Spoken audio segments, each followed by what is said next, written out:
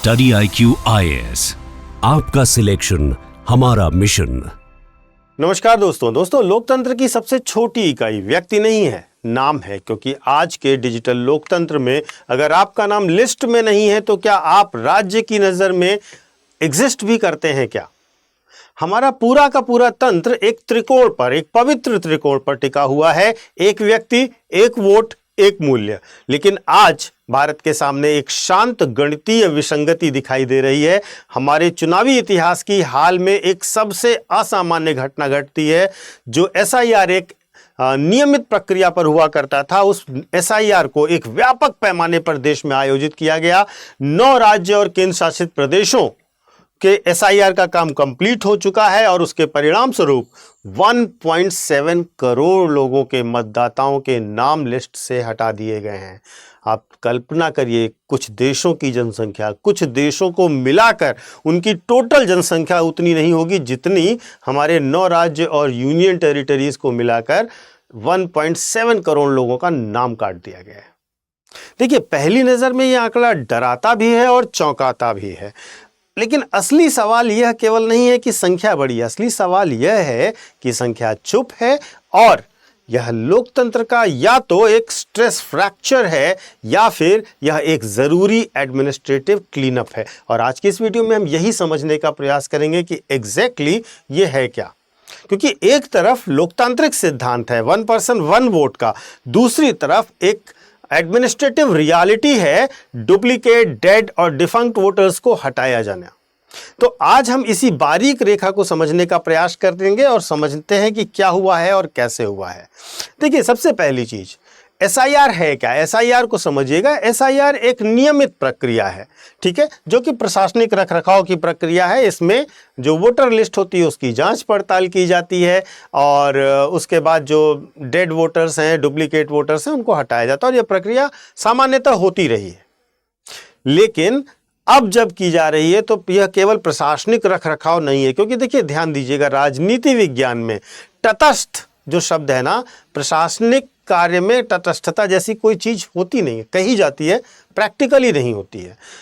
SIR एक प्रकार का गेट कीपर मैकेनिज्म है। अगर आप ब्रॉड आइडिया लें तो यह वह क्षण है जब राज्य यह तय करता है कि कौन राजनीतिक समुदाय का हिस्सा है और कौन सिर्फ जनसंख्या के आंकड़े हैं। तो यहां से चुनाव आयोग ने SIR की प्रक्रिया शुरू की और SIR में चुनाव आयोग ने तर्क दिया कि साधारण निवासी जो होंगे उन सबको वोट डालने का अधिकार दिया जाएगा और उनको हम लोग एंटर करेंगे SIR के अंतर्गत वोटर लिस्ट में। इलेक्शन कमीशन ने बहुत सीधा और तार्किक नियम भी बताया और नियम यह है कि मतदाता सूची को लिविंग, एलिजिबल और करेंट होना चाहिए। जो लोग दुनिया छोड़ चुके हैं उनको उनके नाम हटा देने चाहिए, जो स्थान बदल चुके हैं उनके नाम हट जाने चाहिए और जिनके नाम तकनीकी सीमाओं के कारण या अन्य एक से ज़्यादा बूथों में दर्ज है उनको भी हटा देना चाहिए। तो SIR जो है वो वास्तव में SIR का उद्देश्य किसी को बाहर करना नहीं था। वास्तव में SIR जिस उद्देश्य से शुरू किया गया था वह था डेटा इंटीग्रिटी को बहाल करना, फर्जी और दोहरे नाम हटना। और लेकिन होता क्या है कि जब आप इतने बड़े पैमाने पर चीज़ें हटा रहे होते हैं तो असली मतदाता भी घबराता तो है ही है और इसीलिए इस स्पेशल इंटेंसिव रिवीजन में ये सारी घटनाएं हुई। अब यह संख्या किसी राजनीतिक निर्णय का परिणाम नहीं है, यह भी समझिएगा, बल्कि यह एक तकनीकी क्षमता के विस्तार का मामला है। क्या हुआ? 3 बड़े चीज़ें हुई जिसकी वजह से यह एक बड़े पैमाने पर इतना बड़ा फिल्टरेशन हो सका। वो कैसे हुआ यह समझिएगा। सबसे पहले आधार लिंकेज और डेटा एनालिसिस की गई, ठीक है। तो अब सॉफ्टवेयर पैटर्न पहचान सकते हैं हमारे और लाखों घोस्ट वोटर्स उसके कारण पकड़े गए। दूसरा, डिजिटल इंटीग्रेशन किया गया, मृत्यु पंजीकरण और चुनावी डेटा का सीधा मिलान किया गया। मृत व्यक्तियों के नाम हटाने के लिए यह बड़ी प्रक्रिया की गई और बड़े पैमाने पर डेटा एनालिटिक्स का प्रयोग किया गया। तीसरा, क्रॉस वेरिफिकेशन किया गया। पुरानी फ्रेगमेंटेड और मैन्युअली मेंटेन्ड लिस्ट्स को अब सेंट्रलाइज स्क्रूटनी करी गई, जहां पर भी जो कमियां थी उनको दूर किया गया और इसीलिए यह सब्सट्रैक्शन किसी अधिकार का हनन नहीं है। वास्तव में यह प्रशासनिक उपलब्धि के तौर पर प्रस्तुत किया जाने वाला डेटा है। शुद्ध मतदाता सूची निष्पक्ष चुनाव की पहली शर्त होती है, क्योंकि अगर मतदाता सूची ही गड़बड़ है तब आप निश्चित तौर पर मान के चलिए चुनाव तो गड़बड़ ऑलरेडी हो चुके हैं। लेकिन यहीं से कहानी का दूसरा और एक जटिल पक्ष आता है सामने। भारत एक स्थिर देश नहीं है। यहां नागरिक रोजगार के लिए पटना से बेंगलुरु, लखनऊ से मुंबई जाते रहते हैं। प्रशासन का तर्क है कि आप जहां रहते हैं वहीं पर वोट दीजिए। लेकिन जमीनी सच्चाई यह है कि प्रवासी मजदूरों और शहरी गरीबों के लिए रेजिडेंस प्रूफ देना अक्सर एक कठिन मुद्दा बन जाता है, और यह बड़ा मुद्दा बन जाता है कि सामान्य निवास कैसे वह अपना सिद्ध करें। यह एक बड़ी समस्या उन लोगों के लिए है जो वर्ग में नीचे हैं। तो देखिए, यहाँ पर जब ऐसी घटनाएं होती हैं तो एक तरीके से ये एडमिनिस्ट्रेटिव रेशनैलिटी और डेमोक्रेटिक एम्पैथी के बीच का टकराव दिखाती है। असली सवाल यह नहीं है कि नाम क्यों हटे, असली सवाल यह है कि क्या उन 1.7 करोड़ लोगों को यह साबित करने का पर्याप्त अवसर मिला कि वे अदृश्य नहीं हैं या वे गतिशील हैं। प्रशासन उन तक पहुंचा या नहीं पहुंचा, क्योंकि अगर आप डेमोग्राफिक एम्पैथी दिखाते तो आपको पहुंच और समावेशन के साथ साथ प्रवासी अधिकार और मतदाता केंद्रित दृष्टिकोण अपनाना चाहिए था। जबकि एडमिनिस्ट्रेटिव रेशनैलिटी डेटा का संचालित निर्णय लेती है, आपने लिया। नियम आधारित प्रक्रिया बनाती है, आपने बनाया। दस्तावेज सत्यापन करती है, आपने किया। लेकिन जो मिसिंग लिंक है उसको भी आपको ध्यान देना चाहिए था, क्योंकि डेमोक्रेटिक एम्पैथी हमारे देश के लिए बहुत ज़रूरी है। 1.7 करोड़, इस संख्या को जरा इस तरह से भी समझिए कि यह संख्या दुनिया के कई देशों की संयुक्त जनसंख्या से ज़्यादा है। एक जीवंत दृष्टिकोण में, एक जीवंत लोकतंत्र में समझने का प्रयास कीजिएगा। जो जोड़ होता है, जो एडिशन होता है, वह सशक्तिकरण के रूप में माना जाता है, और जो सब्सट्रैक्शन होता है, जो घटाव होता है, वह हमेशा संदेह की दृष्टि से देखा जाता है। क्योंकि लोकतंत्र में जो घटाव किया जा रहा है, जो रिडक्शन किया जा रहा है, वह कभी भी क्लास न्यूट्रल नहीं हो सकता। इस बात को ध्यान से समझिएगा। इतिहास हमें एक कठोर सबक भी सिखाता है। समावेशन, जो इंक्लूजन होता है, उससे क्रेडिबिलिटी बढ़ती है, वैधता बढ़ती है, और बहिष्करण यानी एक्सक्लूजन से विश्वास की कमी पैदा होती है, ट्रस्ट डेफिसिट पैदा होता है। तो जब थोक में नाम गायब हो, करोड़ों नाम गायब हो, तो यह केवल एक खबर नहीं रह जाती, यह एक रेड फ्लैग भी बन जाता है। हमें पूछना होगा कि क्या लिस्ट जनता का आईना है या लिस्ट जनता का भविष्य तय कर रही है। इस मुद्दे से भी इसे समझना होगा। यहाँ पर आपको एक बेहतर बड़ा ट्रांसपेरेंसी गैप दिखाई देता होगा। हालांकि चुनाव आयोग ने कहा कि उन्होंने BLOs के जरिए और तकनीकी के जरिए डोर टू डोर वेरिफिकेशन किया है। यह अपने आप में दुनिया का सबसे बड़ा प्रशासनिक अभ्यास है। लेकिन लोकतंत्र में चेतावनी, जो एक चेतावनी है, वो हमेशा लागू होती है, और वो चेतावनी ये है कि जब निर्णय एल्गोरिदम लेते हैं तो गलती भी प्रणालीगत हो सकती है, सिस्टमेटाइज्ड हो सकती है, सिस्टमेटिक हो सकती है। अगर यह सफाई डिजिटल साक्षर नागरिकों के लिए आसान है तो वंचित वर्ग के लिए कठिन होती ही है, और होगी ही होगी। तो यह क्लास न्यूट्रल कैसे हो सकती है?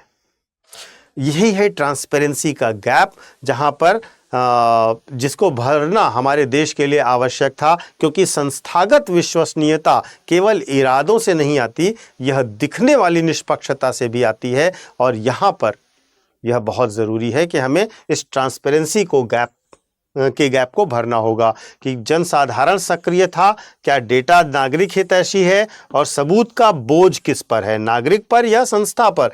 किसे ये साबित करना पड़ रहा है कि हम जिंदा हैं, हमारा नाम लिस्ट में होना चाहिए? कौन दौड़ रहा है, सरकार के प्रतिनिधि या जनता? ध्यान से समझिएगा इसको। तो चुनाव आयोग ने नाम हटाने के लिए जो रीजंस दिए वो बिल्कुल क्लियर हैं। डुप्लीकेट नाम, जो मृत्यु हो गई उनके मृत्यु रिकॉर्ड का मिलान किया, पलायन या अपात्र आयु, इन 4 आधारों पर इन्होंने कहा है कि हमने नाम हटाए हैं।